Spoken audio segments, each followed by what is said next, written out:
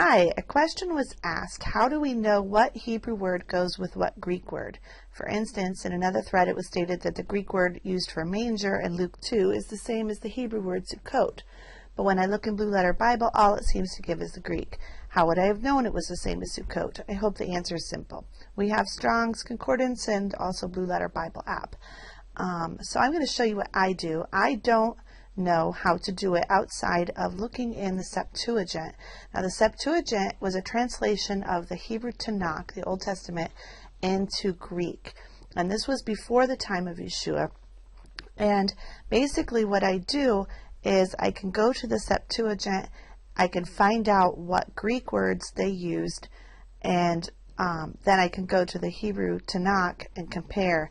And I guess it's not a 100% surefire way of doing it, but it gives me a good idea of at least how translators during the time period when the Septuagint was translated would have translated Hebrew words. Again, I don't think that's 100% foolproof. It's a little bit of backwards reasoning, but it's a tool. So let's use the example of Luke 2 and the word for manger, and let's see if we can find out what the Hebrew word there is.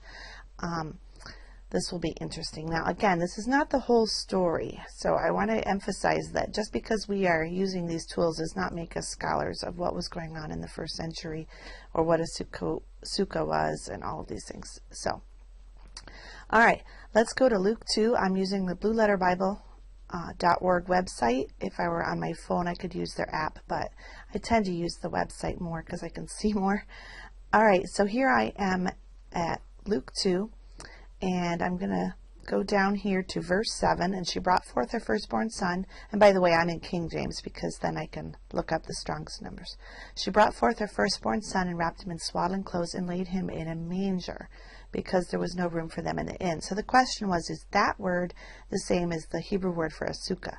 So we're going to click this button for tools. You probably already know this part. And it brings up, yes, the Greek from the Textus Receptus, and that is not the same as Hebrew at all, is it? So we're going to come down here to manger. There it is, and the Greek word used there is in Strong's. We're going to use these Strong's numbers. It's 5336, and it means, I'm going to click on it real quick, it means from a place where you eat, okay, such as a manger, a place where you put food for an animal. So it's Greek 5336. I'm going to copy and paste that number, and then I'm going to open up in a different tab the Greek Septuagint, and I'm using one that has Strong's numbers attached to it so I can search by those Strong's numbers.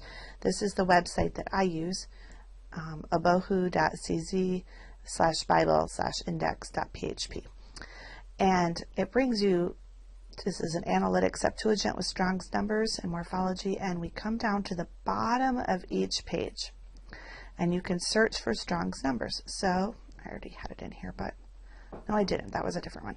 Okay, 5336. Let's look and see.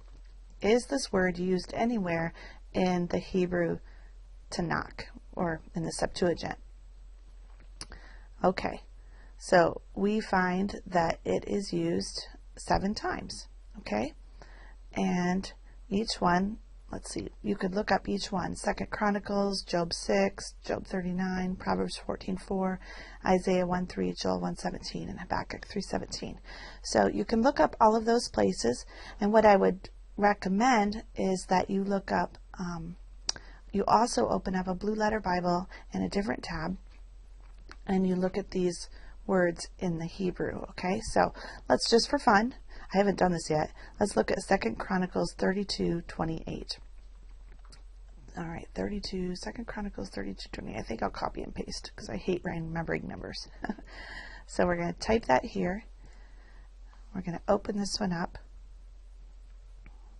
All right, 32:28. Storehouses for the increase of corn and wine and oil, and stalls for all manner of beasts, and coats for flocks. So if we look at, this is not in English, is it? You could probably pull up a Septuagint in yet another tab and compare and see exactly which one. I'm going to just kind of count. Let's see, we've got 1, 2, 3, 4, 5, 6, 7, 8, 9, 10, 11, 12.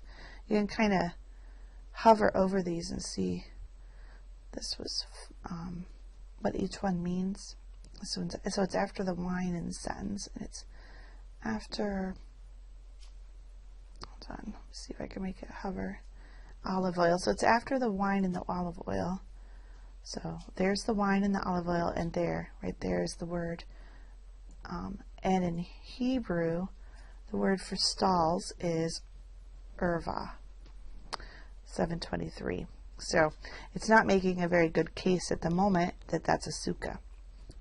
So again, I don't know that that's technically an argument one way or the other. I think that there's a lot more context that we would have to go looking at, but I don't think you can make a good argument just from the word itself. But that's how I did it. I hope that helps. So you basically need to save this website, make it as a bookmark somewhere on your computer, and then you always go to the bottom and you can search for Greek numbers and then kind of combine it with your Blue Letter Bible to find it. I sure hope that helps you out.